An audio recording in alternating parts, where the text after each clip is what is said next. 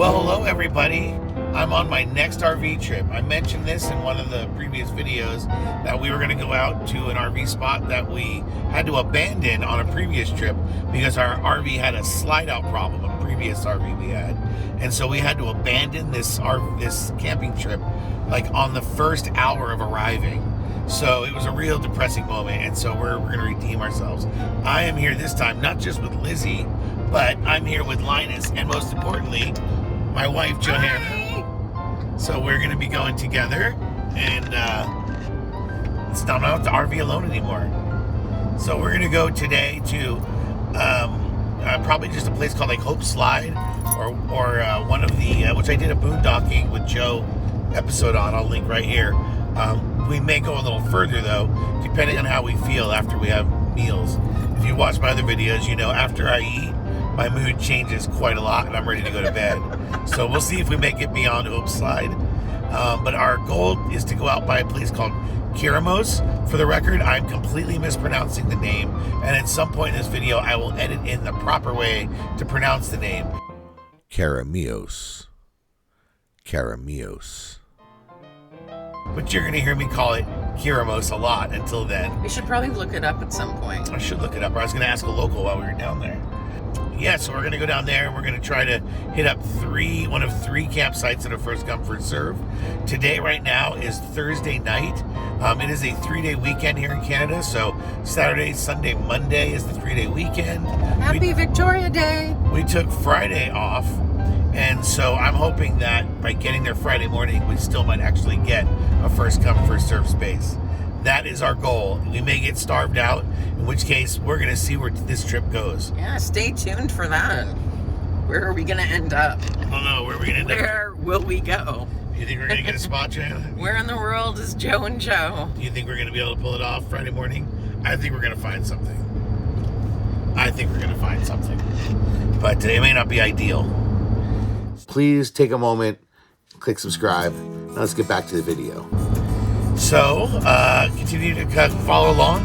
We had a pretty good meal plan for this one, so we'll walk through kind of how we planned the meals and what we decided to bring for food. I have the trailer here after getting 15 different things addressed at the dealership after the big Western U.S. trip. So I'll probably be going through some of those on this trip, although that'll be a different video. Stay tuned, everyone. Stay tuned.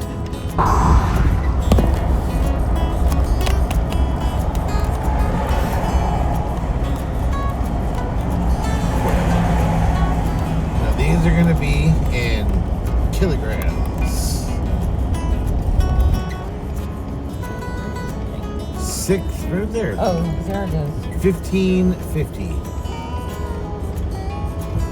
We're going to do the back axle.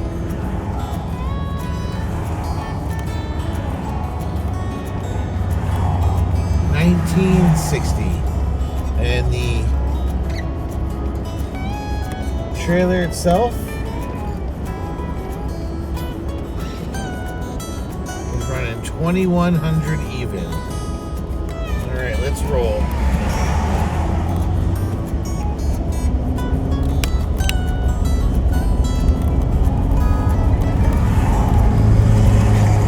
So we stopped at Hope Slide. But I think we're going to keep going. We're fueling up. My wife made some awesome bacon before we left so we could have some BLTs on the road. I saw that recently posted as a question. What do you eat on your first night when you don't really have enough time to cook dinner on your first night on your RV trip? Well, we thought ahead. Johanna made a bunch of awesome bacon. And now we're having BLTs. So then we're going to drive for a while. We'll see how quickly I get tired. Thanks, Johanna. This is awesome.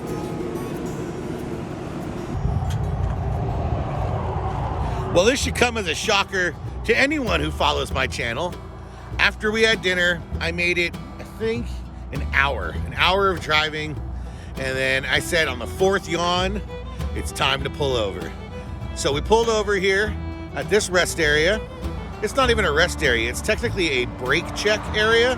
I'm about 20 kilometers or so from Princeton. So I'm between Princeton, British Columbia and Hope, British Columbia. Gotta love those Jake brakes when you're recording video. And now we're ready to take off. The sun's coming up. Go ahead, Johanna, pull back, go backwards.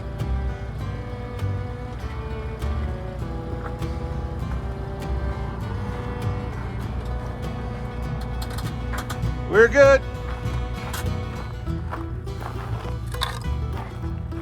And now we're gonna hit the road on an absolutely gorgeous British Columbia day. Go ahead, Joanna, we're done. Got my co-pilot over there helping me undock. Hi, honey. Bark, bark, bark, bark. Bark, bark, bark, bark. All right, time to hit the road. Let's go get a campsite before everybody else does.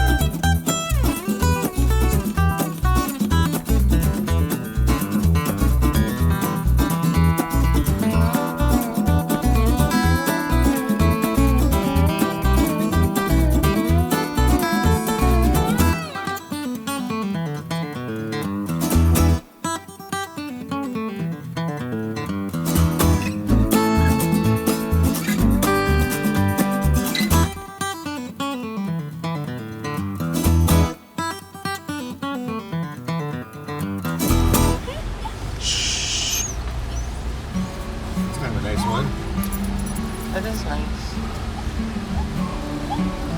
See the mud, right? I don't think so.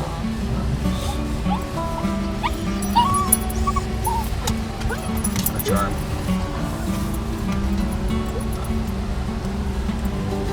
There's no let out right here. These are all empty for the record, so I think we should keep driving. This one's not right here. Okay, where do you want to go? Because I think that one that we said, well, that's a nice one.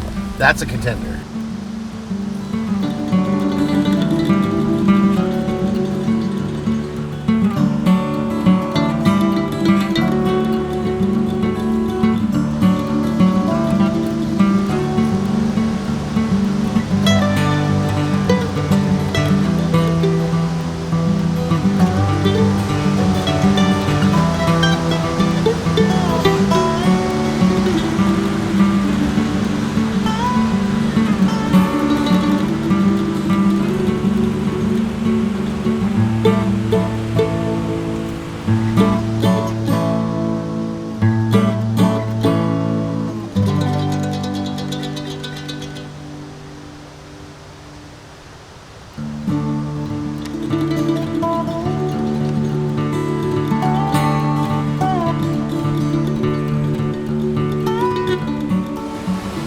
Hey everyone, I've had a Nexgrill barbecue for a few years now, and with the new trailer and everything, it was time to renew the grill.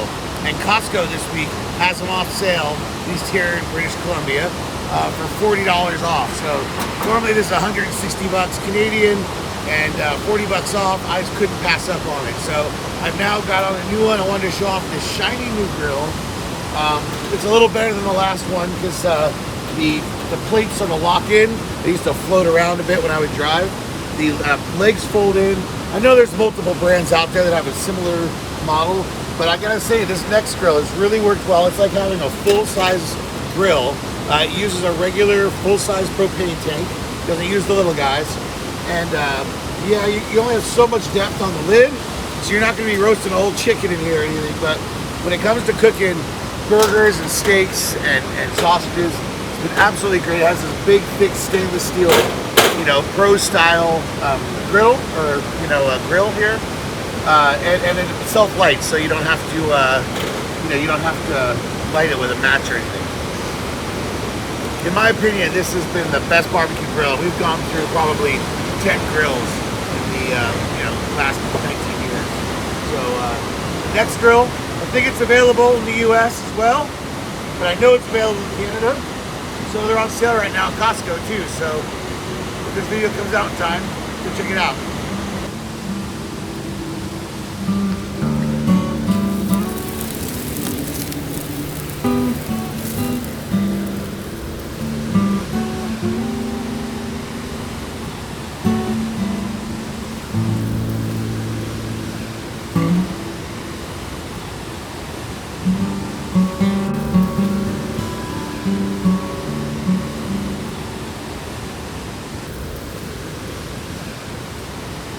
Hey everyone, this is just a quick reminder. I really need you to subscribe to this channel. I need to get to 1,000 subscribers. And if you're not a subscriber, then you can help me by clicking subscribe. I do all this for free.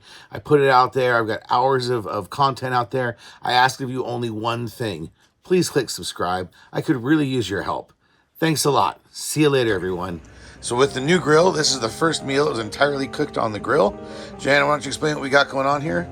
All right, so the main course here is grilled potato wedges and asparagus with a hamburger with cheddar cheese and lettuce and tomato. Of course, we have ketchup and a little bit of mayonnaise in the fridge to add on those burgers. Probably get some hot sauce on my burger as well, but this was planned out at home.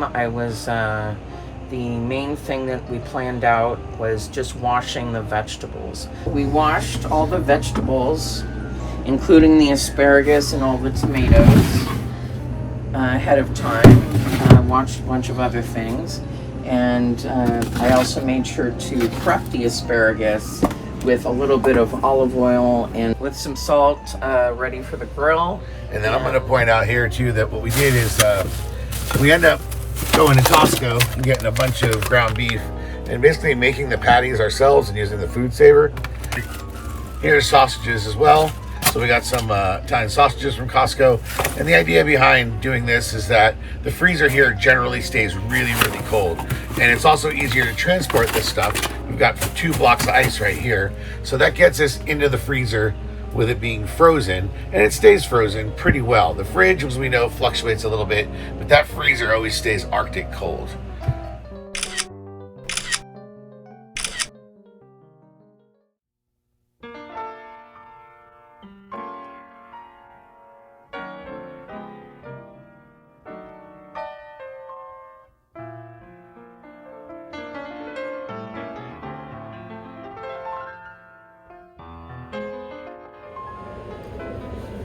All right, well, Johanna, what was the winery that we just went to? Burrowing Owl.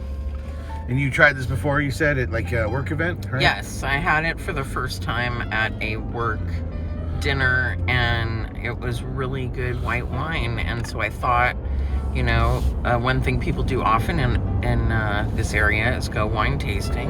Yep. And so I thought it might be fun because we haven't gone in a really long time. So we went to this estate, and it was really affordable compared to Marin and Sonoma prices that we're used to.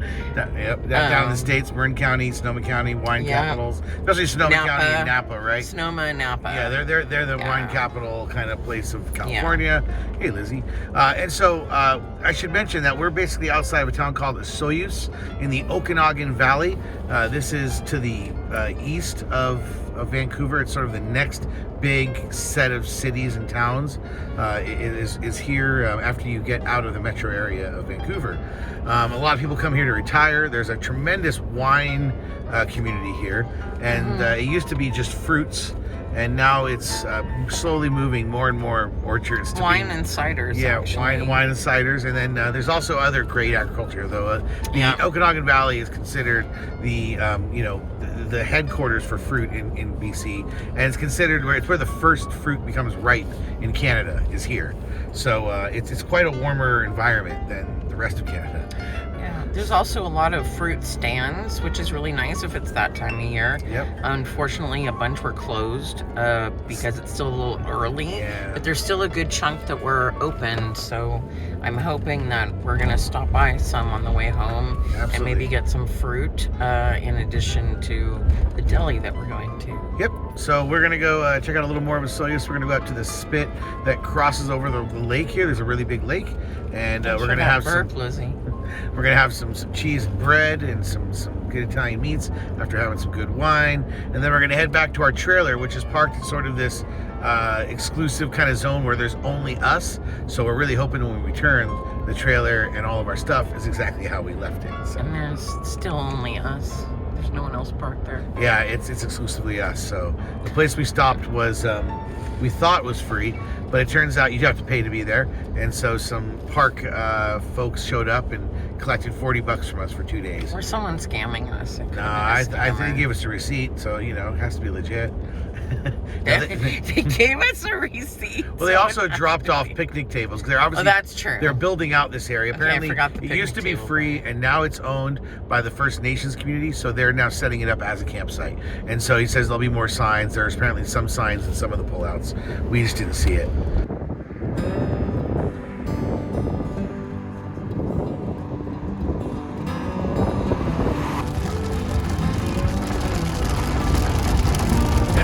British Columbia. It's going to be a camping trip without sun.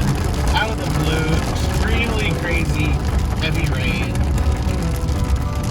But, rain a day keeps the fires away.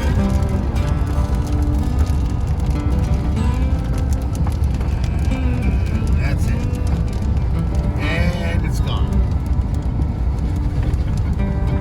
Look how wet the road is, though.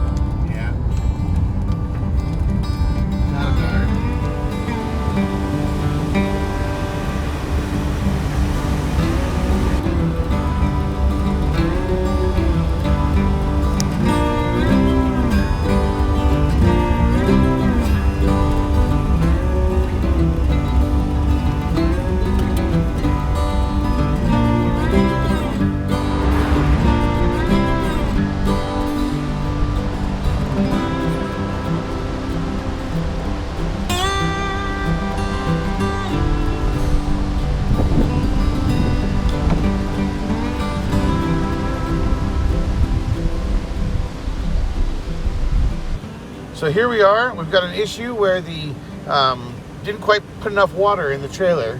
Lizzie's watching over me. Hey Lizzie, how you doing, sweetie? There's Lizzie Lou watching over me. So we're going to hook some auxiliary water up. One of the things I always carry is one of these extra cans. I have one inside similarly with just drinking water. This has drinking water. I sanitize it not quite as often as my actual drinking water one. So it's mainly for doggy water or for washing off or rinsing off. I've got the little thing here. But what I did do is, since we ran out, when we were out getting some deli meats and stuff, I asked them if I could fill this up with some tap water. Now I'm going to use the pump to pump this water into the trailer. So let's do that. So I've taken this hose now and put it into the bottom, and I've run this hose into the sanitized winterize pump here. Now I'd like to point out that this isn't exactly sanitary anymore, right? I've run chlorine water through this system and made it all clean, and this now sort of breaks the chain of keeping it sanitized. Now this isn't ultra dirty, and the only thing we're using our water for is to wash our hands, to use the toilets. We're not even taking showers till we get back here in another tomorrow. So I'm not too worried about it. I'll try to do a big sanitization run the next time I'm at an RV park. But for right now, this is going to work fine. So what I'm going to do now, I'm going to set it to the sanitized lotion and now turn it on. And it's now slowly draining out that tank down there, filling it up into here. So now I've disconnected the hose, and we're going to put it back to dry camp, which is this setting right here. So let's go boom, boom, turn on the pump, and it'll pressurize in a minute. And there we go.